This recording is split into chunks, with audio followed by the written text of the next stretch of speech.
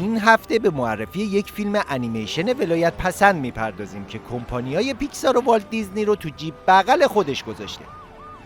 مقام عظما که از سینمای حوزوی ناامید شده تصمیم به فیلمسازی برای دهه 90 گرفته. در سکانس اول با ستون عریض و طویلی مواجه میشیم که در حال انتقال یک محموله هسته‌ای به بوشهر تا بمب هسته‌ای عظما رو هرچه زودتر تفت بده و درستش کنه.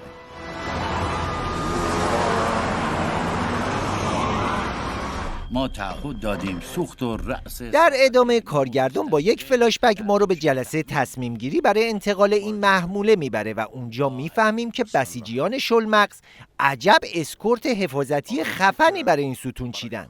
یعنی لامصب مولا درزش نمیره. امنیتی بالایی داره. این ستریلی کانتینرهایی دارم که خودمون طراحی کردیم و مطلقاً نفوذ ناپذیرن و در برابر هر حمله و انفجاری ایمن هستن. تحت چنین شرایطی به نظر شما باز هم خرابکارا میتونن به کاروان آسیبی برسونن؟ بله میتونن، معلومه که میتونن.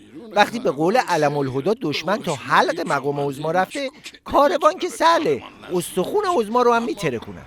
میگی نه؟ سکانس بعدی رو ببین. ساعت 6:40 بامداد.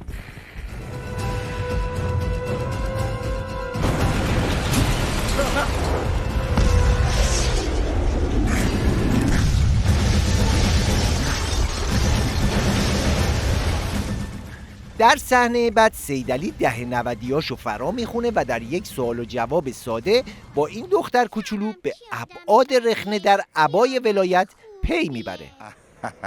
خب بگو ببینم، به نظر تو من آدم بدیم یا آدم خوبیم؟ خوبی.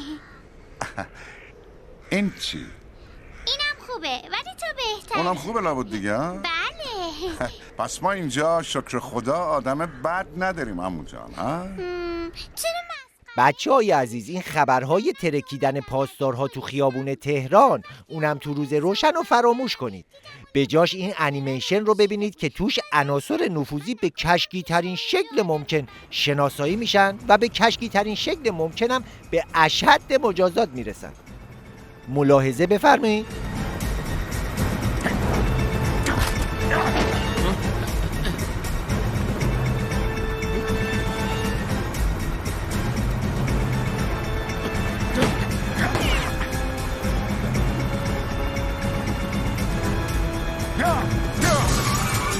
امام قاتل در کتاب تحریرالانیمیشن گفته لکن ماشین‌های دشمنان زیاد دور بر ندارند، چون ما با هلیکوپترهایمان در چشمشان فرو می‌رویم.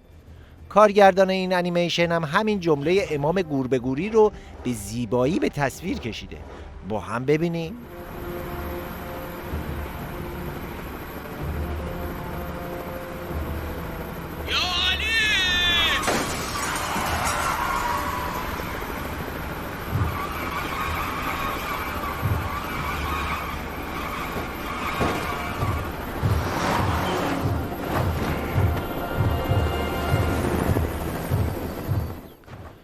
درسته که ستون هسته‌ای به فنا رفت و دشمنم تا خرطناق عظما رفت و برجامم به جایی نرسید.